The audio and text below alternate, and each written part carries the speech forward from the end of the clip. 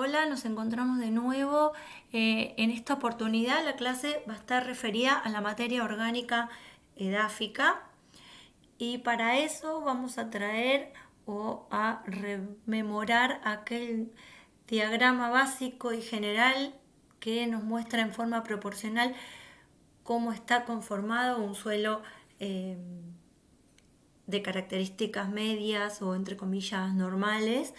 Y acá vemos justamente que la materia orgánica del suelo forma una fracción o conforma una proporción relativamente más pequeña que el resto de los componentes edáficos, pero que no deja de ser eh, importante o de importancia fundamental, con connotaciones eh, fundamentales para un normal desarrollo de un ecosistema en ese suelo.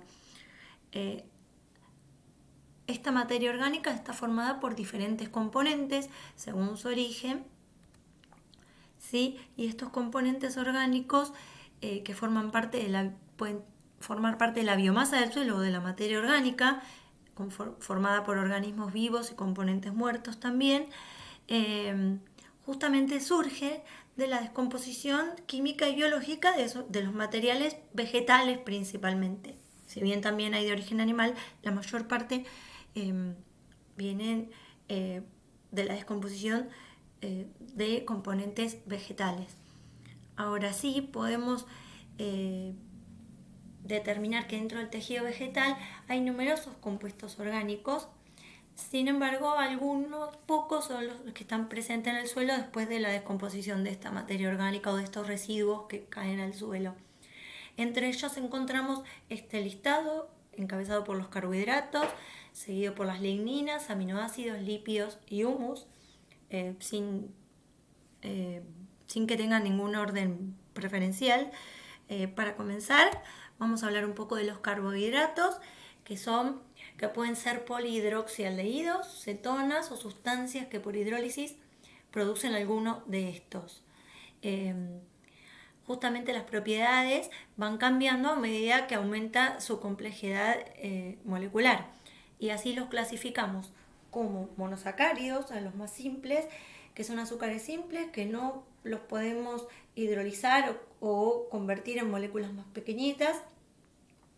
Tienen la característica de ser solubles en agua, y acá tienen algunos ejemplos como pueden ser la glucosa y la fructosa. En el gráfico inferior a la izquierda vemos las moléculas de una glucosa o una fructosa que, si cuentan el número de oxígenos, carbonos e hidrógenos, tienen la misma cantidad. Lo único que las diferencia es que tienen un puente oxígeno entre diferentes átomos de carbono. La glucosa la tiene entre el carbono 1 y el 5, como ven. Acá hay diferentes maneras de plasmar la molécula o distintas maneras de expresarlo gráficamente, pero en definitiva es la misma molécula. Y la de fructosa, como ven, el puente oxígeno está entre el carbono 2 y el 6. Y eso es lo que hace que estos dos monosacáridos tengan forma diferente y comportamiento similar pero no igual. Por otro lado tenemos oligosacáridos, que son un poco más complejos, que son compuestos cristalinos, que estos sí se pueden hidrolizar y dan, porque son más grandes, y dan como producto de esa hidrólisis azúcar de los de arriba, azúcares simples. También son hidrosolubles y tienen sabor dulce las soluciones de estos oligosacáridos. Un ejemplo es la sacarosa, la que conocemos todos. Por último, en la clasificación, dentro de los más complejos, con alto peso molecular, porque tienen más cantidad de moléculas que forman una unidad, tenemos los polisacáridos, y también por hidrólisis estos dan monosacáridos diferentes. Estos son insolubles en agua, amorfos, y estos no producen soluciones justamente con sabor al ser insolubles. Como ejemplos tenemos el almidón, el glicógeno y la glucosa. Aquí a la derecha, en la parte inferior derecha, tenemos una estructura, de un glicógeno, ¿sí? Que es una célula de origen animal, que como ven, tienen cada circulito es justamente representa una glucosa, una molécula de glucosa, y todas unidas en forma de una cadena generan esta molécula grande de glicógeno.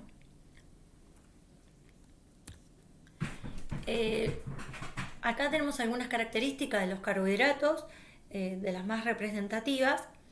Justamente los carbohidratos en forma de polisacáridos en el suelo pueden ser diferentes justamente a los de la planta que los originaron antes de descomponerse.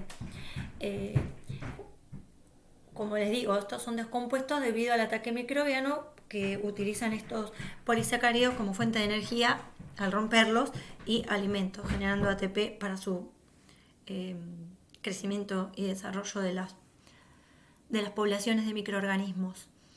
Los polisacáridos interactúan con otros constituyentes del suelo, como ya lo vimos con anterioridad, como la arcilla y los cationes metálicos, formando puentes que de una manera física generan un nivel de protección ante la degradación de estos polisacáridos. Además, afectan las condiciones físicas del suelo, las reacciones de intercambio, la retención de aniones cuando generan cargas positivas en su superficie y absorben aniones, como sabemos que tienen carga negativa, actúan sobre el metabolismo del carbono, la actividad biológica, justamente estoy contándoles en el primer renglón que sirven como fuente de alimento y energía, para acomplejar metales, reaccionan con la lignina y aminoácidos, que son distintos tipos de moléculas, no carbohidratos, y contribuyen a la formación de humus. Esto lo vamos a ver más adelante. Además, son los que actúan los polisacáridos como fuente de cementante para formar diferentes tipos de estructuras del suelo. Recuerden cuando viven en la parte de física de estructura del suelo, que cada uno de los agregados está formado aparte por unidades minerales pegadas o cementadas, hablemos mejor, por moléculas orgánicas. ¿Qué importancia tienen los carbohidratos en el suelo? Justamente son los constituyentes más importantes de las plantas, que son productoras primarias o primarios, y los sintetizan a partir de la reacción de fotosíntesis que todos conocemos. Además de para formar la estructura de las plantas, los hidratos de carbono, los carbohidratos, justamente le sirven a la planta como fuente de energía para otras funciones biológicas, como la síntesis de ácidos nucleicos, ADN y ARN, que también lo vamos a ver, la formación de lignina estructural para los tejidos de las plantas. Además, los carbohidratos, como una característica importante, sabemos que están sujetos a la descomposición, ya sea en presencia de oxígeno o en manera anaeróbica. Cuando la descomposición se haga en un ambiente aeróbico, el producto final de esa reacción de descomposición u oxigenación va a ser dióxido de carbono y agua, y al contrario, cuando se haga en forma anaeróbica va a generar otro tipo de compuestos finales como dióxido de carbono y, en este caso, como ven, metano. Justamente la descomposición parcial de los carbohidratos puede generar distintos tipos de productos como alcohol etílico, metílico o ambos, o distintas proporciones de ambos, y son base para la producción de fuentes alternativas de combustible que están muy en boga actualmente. Otro de los compuestos orgánicos importantes que podemos encontrar en el suelo son aminoácidos y proteínas. La unidad estructural fundamental de una proteína son los aminoácidos.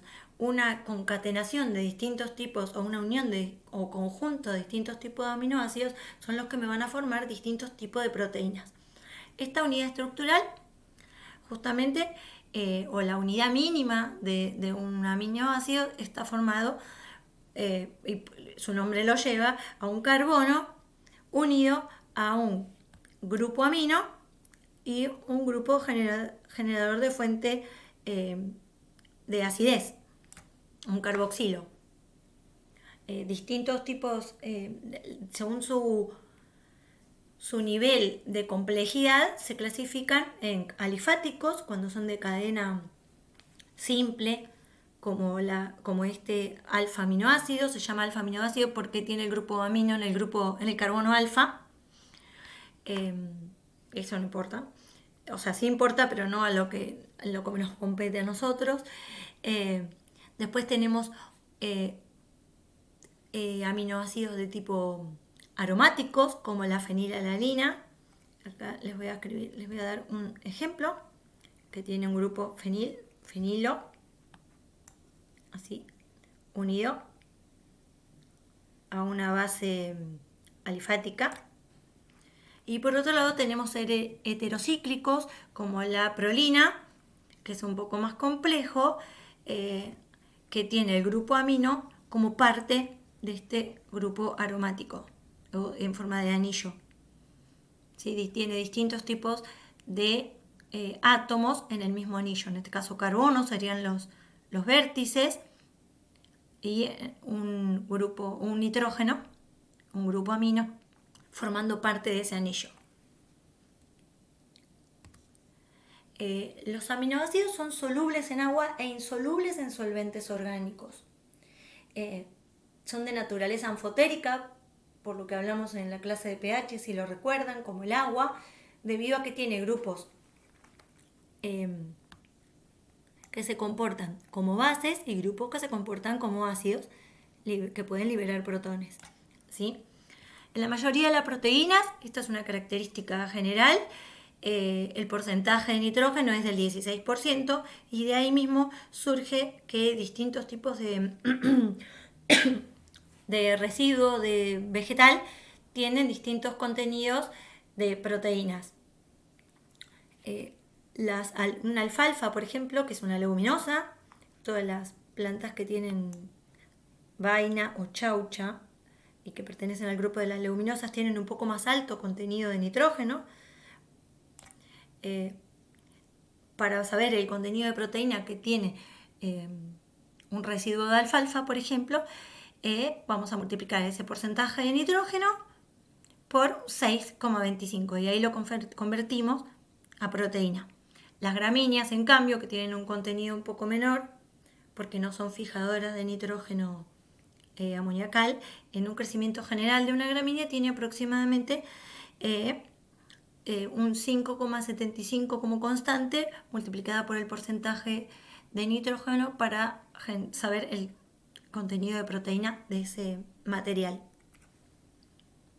Esto van a ver que es muy importante cuando hagamos compostaje y cuando tengamos que poner distintas cantidades de materiales de distintas calidades para hacer el cálculo de las distintas cantidades. Nos van a servir estas conversiones. Otro de los componentes importantes, aparte de los carbohidratos y aparte de los ácidos, de los aminoácidos y de las proteínas, otro componente orgánico importante que podemos encontrar en el suelo o en el ambiente edáfico son los lípidos. Tienen unas características diferentes, son compuestos heterogéneos de ácidos grasos, ceras, aceites, que son solubles en éter, cloroformo y benceno, en solventes orgánicos justamente. Los podemos clasificar como lípidos simples, son a los lípidos neutros, ceras, aceites y grasas, lípidos de característica más compuesta o lípidos compuestos, como fosfátidos, glicolípidos, sulfolípidos o terpenoides. Cada uno, se van a dar cuenta, fosfátidos tienen grupos unidos, átomos de fósforo, glicolípidos, como habíamos hablado recién, como en las moléculas de hidratos de carbono asociados a las moléculas a los tejidos animales, sulfolípidos, que son lípidos que tienen átomos de azufre, y terpenoides, lípidos que tienen una forma más aromática. Por otro lado, tenemos lípidos derivados que provienen de la hidrólisis de cualquiera de los anteriores y me dan como resultado ácidos grasos, saturados o no saturados, de acuerdo a la cantidad de hidrógenos que tengan en sus moléculas, alcoholes y esteroles. Esto no es importante que lo sepan para la clase, pero sino que puedan distinguir un componente orgánico de otro. Me refiero a que no lo sepan de memoria eso. La parte básica de un lípido es una molécula de glicerol. Este es un componente general que tienen todos los lípidos. El glicerol es un compuesto de 3 carbonos, ¿sí? 3 oxígenos y 8 hidrógenos.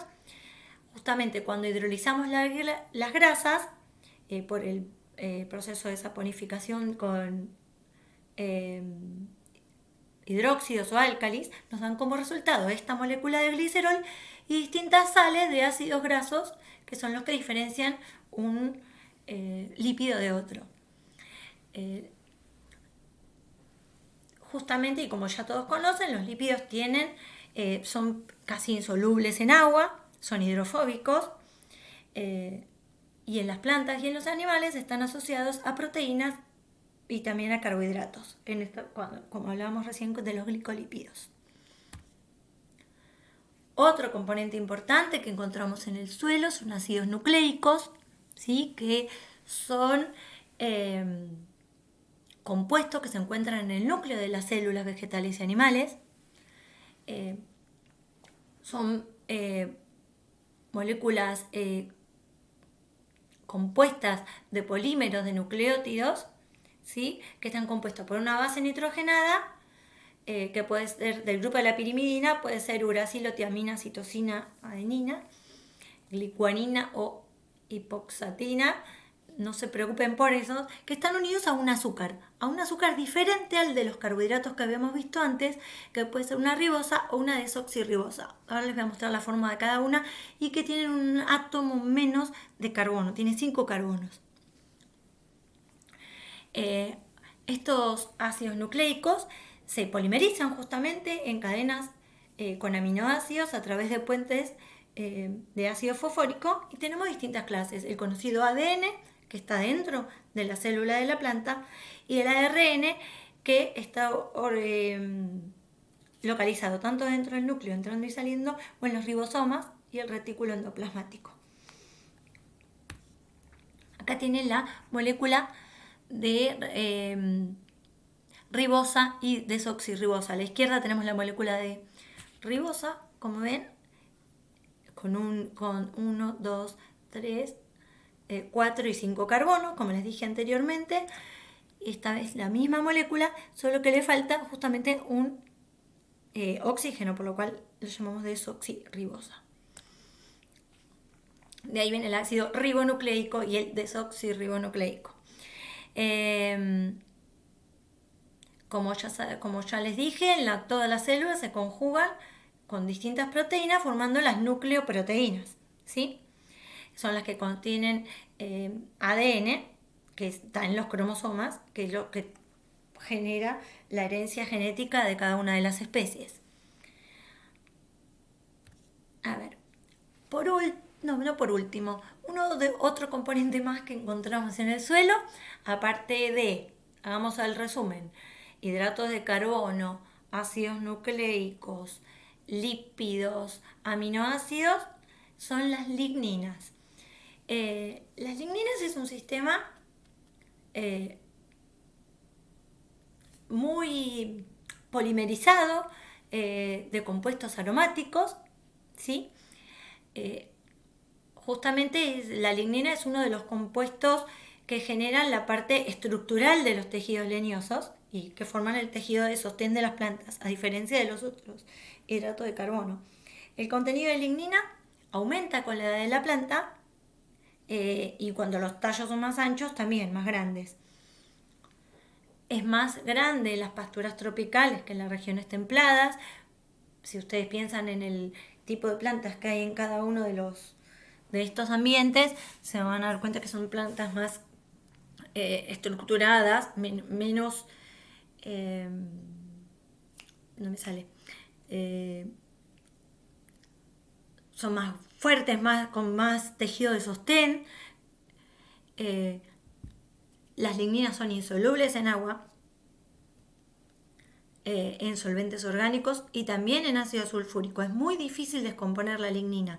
Justamente para los microorganismos del suelo es muy difícil descomponerlo respecto a otro tipo de material vegetal de pradera. Eso es lo que quería decir antes, de material de regiones templadas. Tiene una alta resistencia a la descomposición, justamente es por eso que se acumula más en el suelo, hay más lignina que otros compuestos más lábiles. Tenemos distintos tipos en general los podemos dividir en 3 tipos de ligninas. Ligninas de madera suave, que vienen justamente de plantas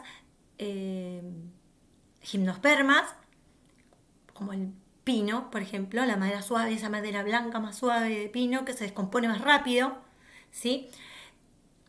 Tenemos lignina de madera dura, de angiospermas dicotiledóneas. Vamos, por ejemplo, a una madera de un roble, ¿sí? Que es más difícil de descomponer. Estoy poniendo ejemplos extremos.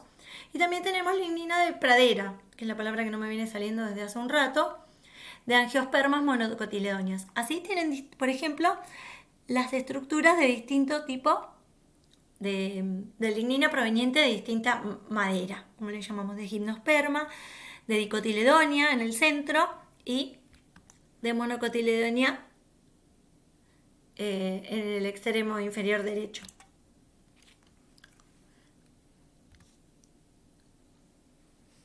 Dejando las ligninas de lado, otro componente que vamos a encontrar orgánico en el suelo y que es de mucha importancia y que lo vamos a ver a continuación con más detalle, es el humus y las sustancias húmicas asociadas a este humus. Nosotros en el suelo podemos tener distintos tipos de materia orgánica según el grado de descomposición que tenga. Podemos tener materia orgánica no humificada o materia orgánica ya humificada con más periodo de descomposición y más descomposición y retransformación. Justamente el producto final de la descomposición de la materia orgánica es el humus, ¿sí? Los compuestos húmicos asociados a este humus, ¿sí? O que están contenidos en este humus son sustancias de diferentes formas, amorfas, son de características coloidales, como lo vimos en la parte de coloides, generan cargas negativas alrededor, en sus extremos, su carga neta por lo general es negativa, y pueden ir de materiales desde color amarillento clarito hasta marrón o negro, según el tiempo de descomposición que tengan en el suelo, esa sustancia, el tiempo de retransformación que tenga y aparte el material del que provengan, ¿sí? Estas de contenido marrón o negro son las que tienen una masa molar o peso molecular más alto o relativamente más alto que las demás. Tenemos distintos tipos de materia única. Materia única terrestre, acuática o geológica, según su proveniencia. La materia húmica terrestre justamente comprende o está compuesta por complejos lignoproteicos y está constituida por lo que llamamos ácidos húmicos y fúlbicos. Según el tipo de monómero del que proviene, justamente otra vez tenemos materia orgánica terrestre de madera suave, de madera dura o de pradera o bambú, que son gramíneas. También tenemos materia húmica de proveniencia acuática, ¿sí? Que es la que está formando parte de los lagos, las corrientes acuáticas, océanos y también los alimentos que están ahí. Y están justamente estas más asociadas a los ácidos fúlvicos, porque los ácidos fúlvicos, esta materia húmica, son solubles en agua, no así los ácidos húmicos. Y por otro lado tenemos materia orgánica geológica, que es la que se forma en los depósitos geológicos, ¿no? Y la lignita. Y esta está más compuesta por ácidos húmicos que fúlvicos. Son de distinta naturaleza. Vamos a ver alguna caracterización química y composición elemental de cada uno. Los ácidos húmicos tienen un contenido de carbono de entre 41 al 57%. En cambio, los fúlvicos, como ven, tienen unos valores bastante parecidos, entre 44 y 54. El contenido de oxígeno en los húmicos va entre 33 y 46, 47%. Lo mismo que en los ácidos fúlvicos, en eso son parecidos. En cambio, la diferencia, ¿sí?, está en el contenido de nitrógeno. No, está bien, sí. Donde los ácidos húmicos, como pueden ver, tienen mayor porcentaje de nitrógeno que los ácidos fúlvicos. ¿Sí? Vamos de 2 a 5% respecto a los fúlvicos, que estamos entre menos de 1 a 2,5%. Ahí tenemos una característica ya que los diferencia importante. Justamente, y por eso decimos que los húmicos, y van a ver que más tarde, cuando hablemos de fertilización y otro tipo de compuestos, se están utilizando ácidos húmicos como fuente de nitrógeno para los suelos. Ahora, estas distintas fracciones, húmicos y fúlvicos, fracciones húmicas tienen distinto comportamiento químico y reacciones en el suelo. El comportamiento químico que hace que las sustancias húmicas se comporten de manera diferente son los grupos carboxilo, que tienen sus moléculas, y los oxidrilos fenólicos. Me parece que esto les debe sonar conocido. Justamente el grupo carboxilo de estas sustancias húmicas empieza a liberar sus protones a pH 3. En cambio, los grupos fenólicos lo empiezan a hacer a pH similares a 9, adquiriendo la molécula húmica, como estamos ejemplificando, carga negativa. Si estamos diciendo que libera protones, la molécula húmica se va a cargar negativamente. Y esto es lo que llamaban, que lo vieron con Micaela al principio, lo que llamaban carga variable o dependiente del pH de los coloides orgánicos. ¿Sí? De esta manera, y acá tienen un gráfico abajo que dependiendo del pH del medio, cuál protón se empieza a liberar primero. ¿Sí? ¿Qué importancia tienen a nivel industrial y agrícola los ácidos húmicos? Justamente son unos constituyentes del suelo muy importantes. Depende de las condiciones climáticas y de las prácticas de manejo que el agricultor o el hombre puede hacer. El contenido de humus del suelo lo que va a hacer va a estabilizarse de a poco y alcanzar un valor bastante definido. ¿Por qué es eso? Porque el humus es una molécula que es más resistente al ataque microbiano respecto de otra fracción de la materia orgánica que vamos a ver a continuación. Justamente siempre teniendo que ver con las condiciones climáticas y el tipo de práctica que haga el hombre. Antrópica, quería decir. En regiones, fíjense, hay diferenciación. En regiones que son subtropicales, más al norte, el contenido de humus, dice acá, rara vez exceda al 3,5%, y la relación carbono-nitrógeno va desde más de 20 hasta valores entre 8 y 20. Justamente por eso dijimos, en las regiones subtropicales el tipo de vegetación que crece tiene más contenido de lignina, le cuesta más, tiene más contenido de carbono, ¿sí? Y justamente el humus rara vez excede este valor porque en estas regiones subtropicales lo que ocurre es que hay mucho oxígeno, mucho, mucho, no mucho oxígeno, mucha temperatura y mucha humedad. No sé por qué dije mucho oxígeno. Hay mucha temperatura y humedad. Los tres factores que nosotros necesitamos para que haya una descomposición de materia orgánica son oxígeno, temperatura y humedad. Entonces, este es el ambiente perfecto para que la materia orgánica se descomponga rápido, si bien sea más estructuralmente resistente. En cambio, en regiones subhúmedas, los molisoles, tenemos la parte del norte de Buenos Aires, o nuestros propios molisoles, el contenido de humus se estabiliza en niveles más grandes, como ven, entre 6 y 10%. Porque llueve menos justamente que en la parte tropical y no hace tanto calor, por lo menos entonces la descomposición es más lenta.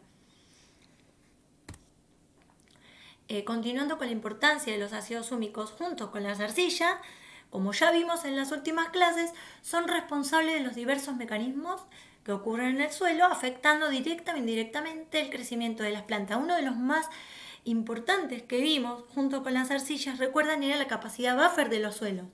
Todo aquel material, dijimos, que contribuye a la capacidad de intercambio catiónico de característica coloidal, me va a contribuir también a la capacidad buffer y a la reactividad que tenga cada suelo diferente. También en la industria los húmicos se han utilizado como agentes emulsionantes o emulsificadores, y últimamente, debido a la importancia que tienen por todo lo que estamos hablando en la fertilidad, se ha empezado a usar a mayor escala las sustancias húmicas, si bien son un poco más caras que otro tipo de fertilizante, pero se usan bastante, ¿sí? Tanto como fertilizante, como enmienda o acondicionador de suelos. Ahora vamos a pasar a otra parte. Una vez que ya determinamos distintos tipos de compuestos orgánicos que podemos encontrar en el suelo, vamos a hablar un poco de cómo esa materia orgánica o esos componentes orgánicos del suelo interactúan para generar distintos tipos de efectos y cómo los podemos estudiar y valorar. La materia orgánica actúa a nivel tanto de las características físicas, como vimos del suelo, de las químicas, sobre todo en la parte que doy yo, y biológica. Todo esto, por ejemplo, la parte física, como vieron en la parte con Fernando y Liliana, generando estabilidad estructural, mejorando la distribución del espacio poroso, la retención hídrica, las propiedades térmicas del suelo. Un suelo que tiene más materia orgánica, por lo general está un poquito más frío que un suelo que tiene menos.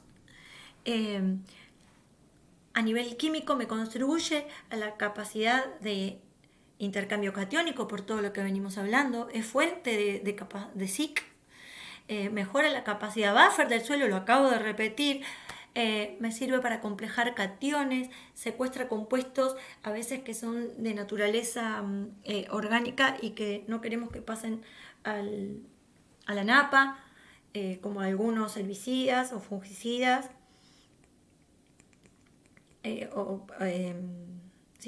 insecticidas. Por otro lado, son fuente a nivel biológico, son fuente de energía y fuente de nutrientes para los microorganismos y los cultivos, y contribuyen a la estabilidad del sistema suelo-planta. Además, por otro lado, la materia orgánica, a través de la descomposición de la materia orgánica, también se libera dióxido de carbono al suelo a partir de que nosotros la usamos o la utilizamos. Si bien por un lado, acumulando materia orgánica, generamos la, entre comillas, desintoxicación de la atmósfera de dióxido de carbono, o la liberación o el saneamiento del aire atmosférico a partir del secuestro de carbono y la fijación en forma vegetal al suelo, en forma verde. Por otro lado, la descomposición de la materia orgánica para poder producir o para poder mejorar la condición del suelo genera también liberación de ese dióxido de carbono a la atmósfera. Como ven, estos no son efectos aislados, sino que este círculo rojo, este movimiento que les doy, lo que quiere decir es que todos estos fenómenos están concatenados y son dependientes unos de otros. A partir de que vemos todos estos datos y cómo la materia orgánica, no queda en duda de que es importante para el suelo, yo les quiero plantear este ítem que dice que la relación entre la productividad de un suelo y el contenido de materia orgánica normalmente no lo vemos, sino que se ve a veces. Lo que quiero decir es que muy pocas veces podemos decir que según el nivel de materia orgánica total de un suelo, ese suelo es más productivo que otro. Y eso tiene algunas causas. ¿Por qué podemos decir? Normalmente uno decía, cuanto más materia orgánica, más productividad, pero no siempre es así. O sea, la mayoría de las veces no es tan directamente proporcional. Primeramente, una de las causas de que no se pueda ver esto tan fácilmente es que cuando uno pierde materia orgánica, inicialmente, esto no tiene efectos negativos. ¿Qué quiere decir esto? Nosotros vamos a suponer que hacemos una huerta o un cultivo. Estamos en parques y jardines, pero no me queda otra que darles un ejemplo de este tipo. Vamos a generar una huerta o una producción de, bulbos. Queremos que los bulbos crezcan bien, o sanos y fuertes y en mucha cantidad, o flores, y lo que hacemos inicialmente para producir más cantidad de bulbos o más cantidad de flores es descomponer la materia orgánica para que me libere nutrientes. Y justamente esa pérdida de materia orgánica, disminución del contenido de materia orgánica, generalmente en lugar de tener efecto negativo tiene efecto positivo. Entonces eso va en contra de la premisa de que a mayor productividad, mayor materia orgánica. O sea, al contrario, mayor materia orgánica, mayor productividad. Por otro lado, hay una gran variabilidad debido a otros factores que hacen ruido en esa relación tan directa de que mayor materia orgánica, mayor productividad. Uno de los más importantes es la materia orgánica en relación a la textura del suelo. En general, esta relación está expresada en este gráfico donde un suelo tiene mayor contenido de materia orgánica asociada, cuanto más contenido de limo más arcilla posee. ¿Está claro? Eso es normal. Cuanto más arcilla y limo es bastante común encontrar más contenido de materia orgánica. Y por otro, y uno de los más importantes, es que el efecto positivo que puede haber de la materia orgánica en cualquier tipo de producción es indirecto. Porque la materia orgánica directamente no me va a generar más flores, o más bulbos, o más grano, o más contenido verde para hacer rollos, o más césped más alto, sino que este efecto no es directo, sino que tiene que ocurrir todo lo que estuvimos hablando recién. La materia orgánica, donde ella actúa, es a nivel físico, a nivel químico del suelo, a nivel biológico. Todos estos factores concatenados indirectamente van a generar una mejor productividad, pero no directamente en sí la materia orgánica. Estos tres efectos quiero que los tengan claros porque los suelo cuestionar. Ahora vamos a definir un poco qué es la materia orgánica, después de todo lo que hablamos.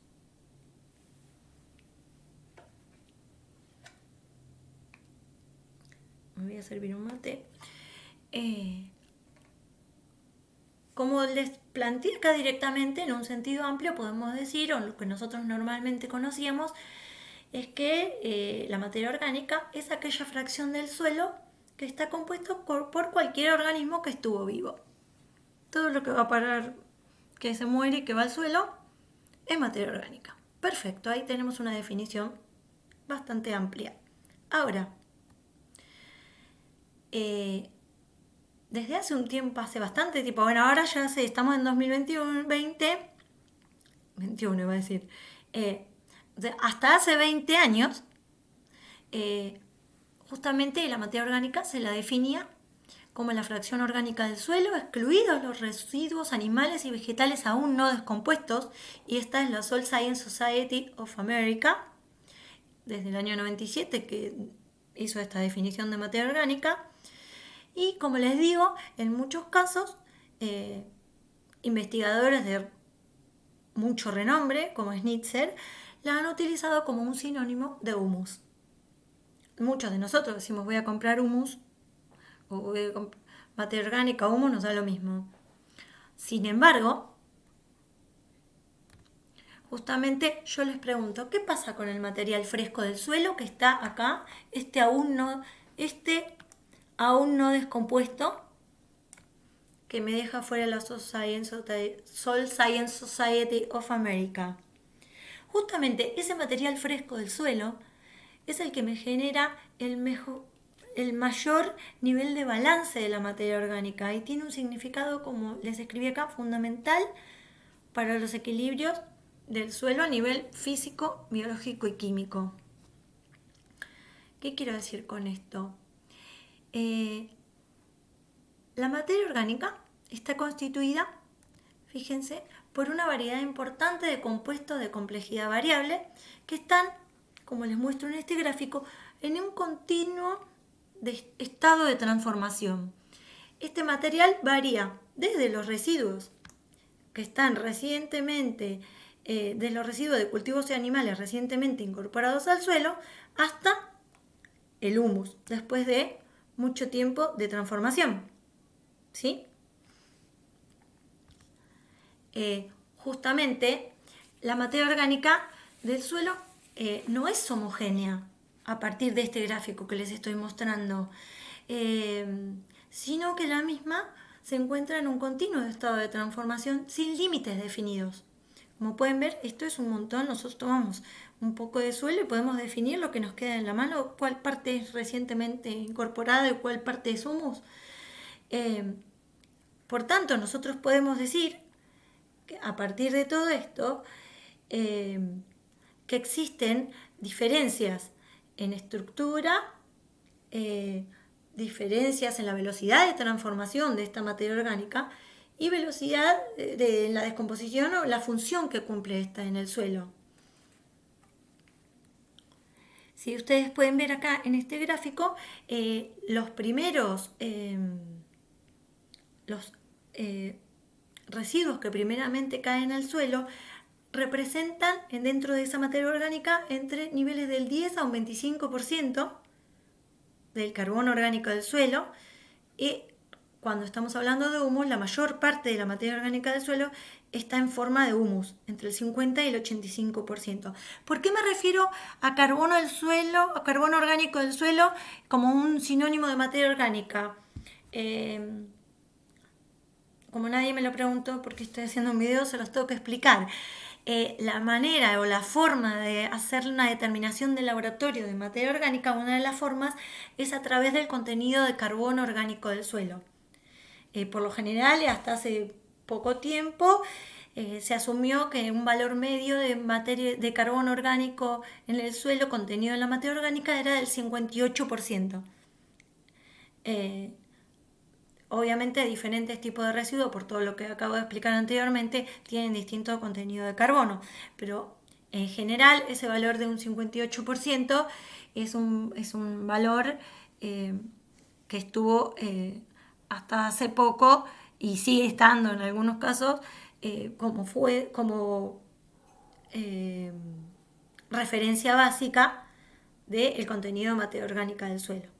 Se manda a pedir materia orgánica al suelo en el laboratorio hace carbono del suelo y se multiplica por un factor de transformación que, según si utilizamos este 58%, el factor es 1,724 y otros decimales más, y así convertimos ese valor de carbono en materia orgánica. Ahora, dejando claro esto, continuamos, que yo voy a usar la palabra carbono o materia orgánica como sinónimos. Carbono orgánico, ¿verdad? Ahora, luego de haber visto todo esto, que hay distintos tipos de materia orgánica que tienen diferentes funciones en el suelo, yo les quiero mostrar que la importancia de la función de la materia orgánica con el suelo varía según la edad de esta materia orgánica, la edad de descomposición. Así, los materiales jóvenes, que son estos que vimos al principio, estos de por aquí, son aquellos que son biológicamente más activos. ¿Y a qué me refiero con esto? A que tienen una velocidad de transformación mucho más rápida que los demás. Los microorganismos les cuesta mucho menos energéticamente descomponer este tipo de materiales que los materiales más humificados. Por lo cual decimos que estos materiales jóvenes son más activos biológicamente. Después tenemos materiales de edad media, materia orgánica de edad intermedia o media, que son los que contribuyen, como hablábamos antes, a esa cementación y al estado físico del suelo, a la formación de agregados. Y por último, tenemos aquella materia orgánica que es más antigua, similar al humus, o con forma de humus, que es la que influencia la reactividad físico-química del suelo. ¿Y a qué me refiero con esto? A la reacción del suelo, a la capacidad buffer del suelo, a la capacidad de retornar o de modificar las condiciones de pH de distintos suelos. Atención a esta diapositiva. Bueno, en síntesis, la materia orgánica constituye un componente sustancial de la calidad del suelo y su simple determinación a veces no refleja justamente adecuadamente su calidad y el estatus de nutrientes que hay en ese suelo. Como un resumen o síntesis podemos decir que es heterogénea, que cada fracción de materia orgánica tiene características, propiedades y dinámicas diferentes, se recicla de manera diferente en el suelo y cada una de estas fracciones cumple un rol importante y diferente en el suelo, por todo lo que ya vimos.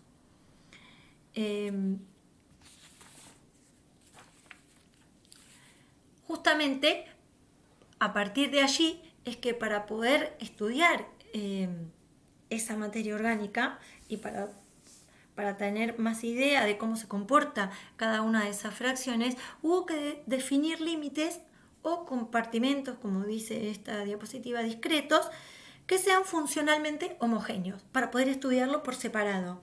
Justamente estos compartimentos funcionalmente homogéneos tienen una relación negativa entre su tamaño y su velocidad de transformación. ¿A dónde voy con esto? No es difícil. Fíjense acá, perdón. Estos materiales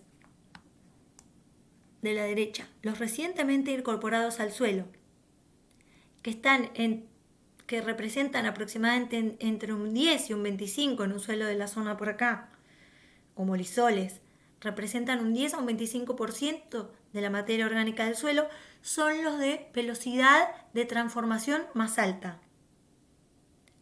Más velocidad de transformación, menos cantidad en el suelo. En cambio, estos otros, que tienen más representación en el suelo, son aquellos que son más resistentes a los cambios y tienen una velocidad de transformación menor, porque son materiales que ya han sido descompuestos y recompuestos. Vuelvo, disculpen, hacia adelante. Ahora, volvamos, como ven, estos los releo. Estos límites o compartimentos funcionalmente homogéneos tienen una relación negativa entre su tamaño y su velocidad de transformación. Cuanto más rápido de transformar son aquellos que hay menos en el suelo. Ahora, para cuantificar estos compartimentos o para poder poner esos límites, es que se desarrollaron distintas técnicas de fraccionamiento de la materia orgánica a nivel de laboratorio, ¿verdad? Para explicar cómo se mueven en el suelo, su dinámica en el suelo y de qué manera y con qué intensidad estos compartimentos están influenciados por otros factores, como pueden ser biológicos, climáticos, de manejo. Depende de lo que llueva o lo que no llueva, la temperatura ambiente, el tipo de microorganismos existentes, el manejo antrópico, es que estos compartimentos se van a convertir a través de diferentes o modificar según esta intensidad de cambio de estos factores. Ahora, acá tenemos distintos métodos de fraccionamiento. Como les dije, tenemos métodos de fraccionamiento basados en métodos químicos. Estos métodos de fraccionamientos, por ejemplo, en base a métodos químicos, son los que me generan fracciones como las siguientes: ácidos húmicos, ácidos fúlvicos y huminas. Me dan, de los que vimos, materiales húmicos, ¿sí? ¿En qué se basan estos métodos de fraccionamiento químico? Se toma la materia orgánica y en base a la solubilidad que tenga esta materia orgánica en álcalis o en hidróxidos, en ácidos o en agua, es que se pueden separar estas fracciones. Por ejemplo, los ácidos húmicos son aquellas sustancias que solo se pueden obtener porque son solubles en álcalis, en hidróxidos.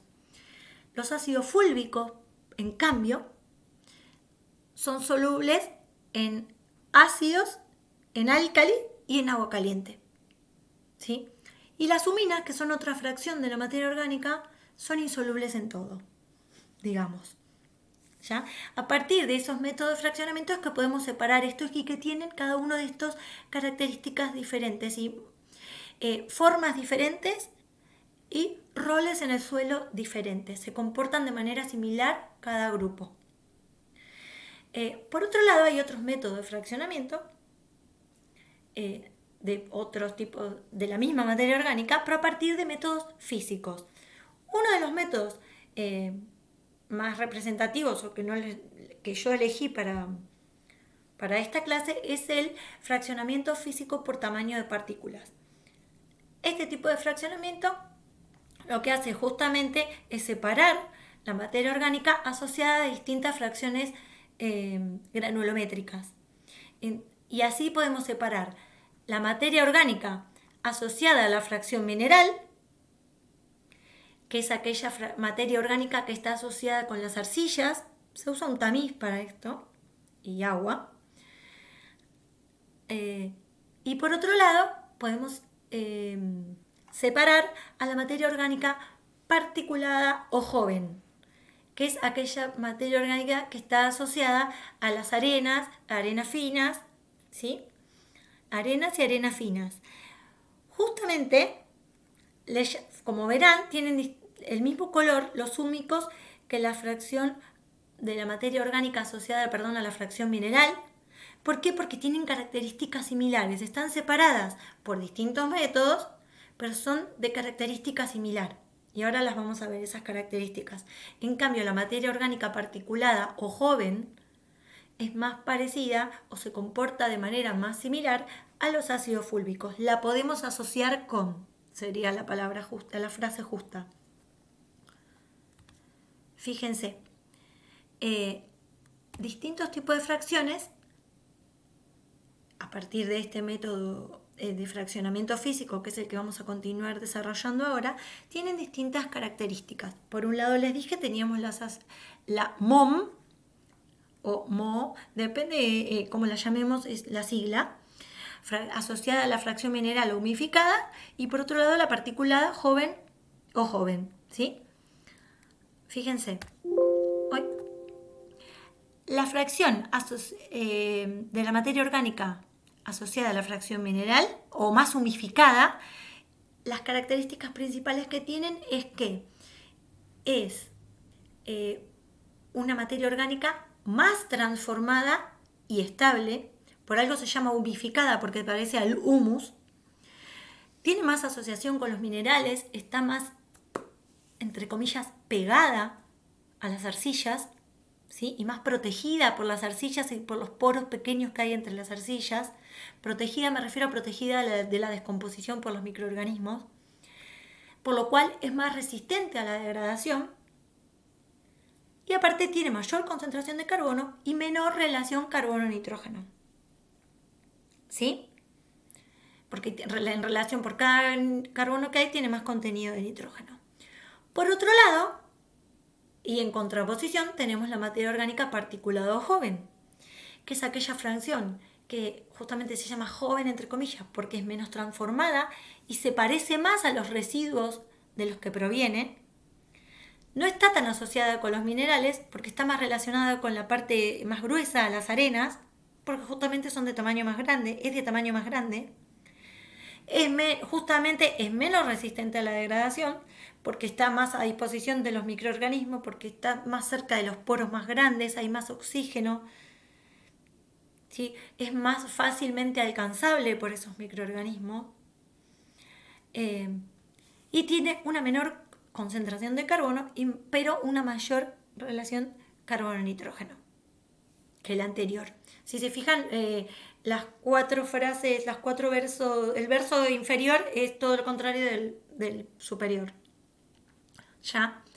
Ahora, ¿dónde se origina la materia orgánica y cuál es la particulada y cuál es su importancia en el suelo? ¿Por qué nos importa la materia orgánica particulada a nosotros? Justamente la materia orgánica particulada es este material orgánico que está recientemente incorporado al suelo, que está formado por restos de animales y vegetales, como dijimos, en distinto estado de descomposición, ¿sí? Y ahora, ¿cómo el 80 al 90% de los residuos se descompone en el lapso de un año? La materia orgánica particulada justamente va a estar formada por los residuos del último año de cultivo o los últimos aportes de residuos que hayamos hecho nosotros al suelo. ¿Se entiende?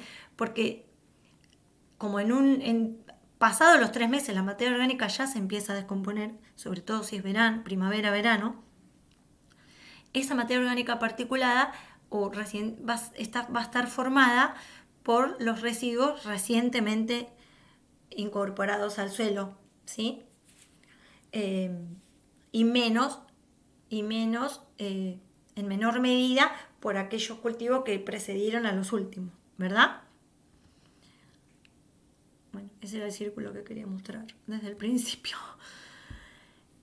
Por ende, y repasando, los residuos de los cultivos o de los últimos aportes que hicimos son la fuente principal de la materia orgánica particulada. Y también justamente los nutrientes que están asociados a esta materia orgánica particulada.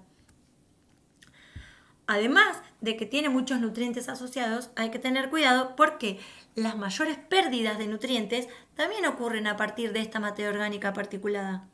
¿Por qué? Porque tiene una mayor dinámica, tiene mayor velocidad de ciclado y disponibilidad de nutrientes, ¿sí? Y bueno, justamente estas fracciones que son de la materia orgánica, que son lábiles, son las que, por ende de todo lo que vengo diciendo, las que realizan una contribución mayor a la dinámica y el ciclado de los nutrientes que las estables. Esa movilización de nutrientes que hay a nivel de las primeras capas del suelo, de las capas superiores, se las debemos a este ciclado de la materia orgánica particulada y no tanto a la más humificada, que es más resistente, ¿sí? Y se descompone y nos entrega nutrientes como fuente de energía con menos facilidad de acceso, a lo contrario que la particulada, como dice acá en la transparencia. Eso es todo por esta clase. Espero que haya sido entretenida. Se hizo largo, pero va a ser muy beneficiosa. Espero las consultas en el foro. Buenas tardes.